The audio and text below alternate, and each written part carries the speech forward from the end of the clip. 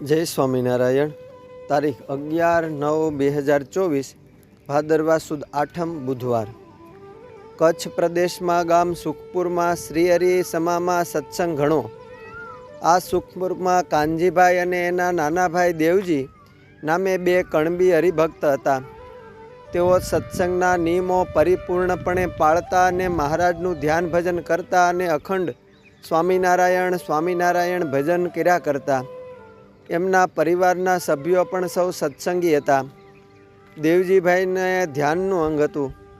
તેઓ એક વખત ધ્યાનમાં બેસી જાય તો ત્રણ દેહથી વિરક્ત થઈને બ્રહ્મભાવને પામી જતા અને પોતાને દેહનું ભાન પણ રહેતું નહીં. એક વખતે ભુજ મંદિરે દર્શને ગયા અને સુખસૈયા સન્મુખ પલાઠી વળગાડીને શ્રીહરિની મૂર્તિમાં એવા તો ડૂબી ગયા કે સમયનું ભાન રહ્યું નહીં. ઠાકોરજીને રાજભોગ થયા અને બ્રહ્મચારીએ ઠાકોરજીને પોઢાડી પણ દીધા, પણ પોતે તે ધ્યાનમાં અલમસ્ત બેઠા જ હતા. એ વખતે મંદિરમાં કોઈ હતું નહીં ને મંદિર બંધ કરવા ટાણે વડીલ હરિભક્ત પુરુષોત્તમભાઈ આવ્યા ને એમણે એને સાદ કરીને બોલાવ્યા, પણ દેવજીભાઈ તો એવા ડૂબી ગયેલા કે કાંઈ ખબર ન રહી. એ વખતે પુરુષોત્તમભાઈએ પોતાના હાથમાં રહેલી લાકડીનું ઠેબું મારીને જગાડવા કોશિશ કરી, પણ તોય તેઓ ધ્યાનમાંથી જાગ્યા નહીં. એ વખતે એક પાર્ષદ આવ્યા. એમણે આ જોયું એટલે એમણે આવીને મંદિરના મહંત સદગુરુ શ્રી અક્ષરજીવન સ્વામીને વિગતે વાત કરી.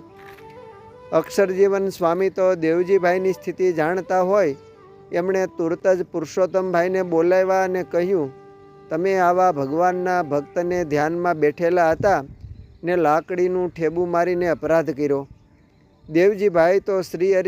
દેવજીભાઈમાં તો શ્રીહરિ પ્રત્યક્ષ વિરાજે છે. તેઓ તો ધ્યાનમાં લીન હતા. ભગવાનના ભક્તનો અપરાધ શ્રીહરિ સાંખે નહીં. તમે એમની માફી માગજો. આમ કહીને એમને પ્રાયશ્ચિત દીધું. પુરુષોત્તમભાઈને પોતાની ભૂલ સમજાણી. તેઓ તો તુરત જ ગયા અને દેવજીભાઈ ધ્યાનમાંથી જાગ્યા ત્યાં સુધી વાટે એમની પાસે બેસી રહ્યા.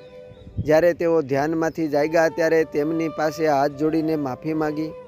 એ સમયે દેવજીભાઈ કહે, અરે પુરુષોત્તમભાઈ, આપ તો મારા વડીલ છો, મને કાંઈ ખ્યાલ નથી. હું મહારાજની મૂર્તિમાં ખોવાઈ ગયો હતો ને એ જ શ્રીહરિના તમે ભક્ત છો. એ જ મારે મન મોટો લાભ છે. આમ દેવજીભાઈએ ઉલટાનો એમનો મહિમા ભાવ લીધો. એક સમયે આ દેવજીભાઈનો યુવાન દીકરો ભીમજી માંદો પીડ્યો. શરીરે બીમારી વધી ગઈ. દેહ રહે નહીં એવું થયું. અંત સમો આવ્યો. દેવજીભાઈને ભગવાન શ્રીહરિમાં અચળ નિષ્ઠા. તે સૌ કુટુંબીજનો અને સગાવાલા જ્યારે ખબર પૂછવા આવ્યા ત્યારે સૌને કહે કે જુઓ ભાઈ, આપણું તો પ્રારબ્ધ ભગવાન સ્વામિનારાયણના હાથમાં છે. આ મારો દીકરો ભીમજી માંદો છે. એને જેમ રાખવો હોય એમ ભલે શ્રીજી મહારાજ રાખે. વળી જો એને ધામમાં તેડી જવો હોય તો ભલે ને તેડી જાય. અહીં કરતાં તો અક્ષરધામમાં અનંત ગણું સુખ છે. બાકી આ મૃત્યુલોકમાં જ્યાં સુધી મનુષ્ય દેહ છે ત્યાં સુધી તો સાજા માંદા સૌ કોઈ થયા જ કરે. આમ એમની આવી બળભરી નિષ્પૃહપણાની વાતો સાંભળીને સૌ સગાવાલાને સત્સંગીજનોને પણ શ્રીહરિના મહિમાનું પ્રત્યક્ષ પ્રમાણ મળતું.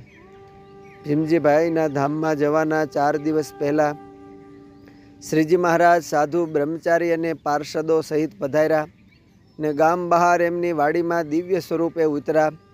દરરોજ ભીમજીભાઈને ઘેર એને દર્શન દેવા પધારતા અને ચોથે દિવસે સફેદ હાથી ઉપર સોનાની અંબાડી લઈને એમના ફળિયે ભીમજીભાઈને તેડવા પધાર્યા. એ વખતે દેવજી ભગત અને એમના ઘરના સૌને પણ શ્રીહરિએ દિવ્ય દર્શન દીધા ને ભીમજીને તેડવા પધાર્યા એ વાત કરી.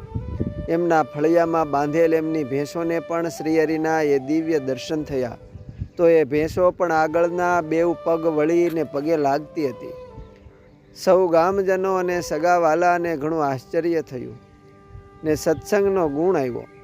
આમ અલૌકિક પ્રતાપ જણાવતા થકા શ્રીહરિ સંવંત 1952ના માઘ સુદ દશમના દિવસે ભીમજીને પંચમહાભૂતનો દેહ મુકાવીને પોતાના અક્ષરધામમાં તેડી ગયા. અસ્તુ. જય સ્વામિનારાયણ. સત્સંગ સાગરના મોતીમાંથી.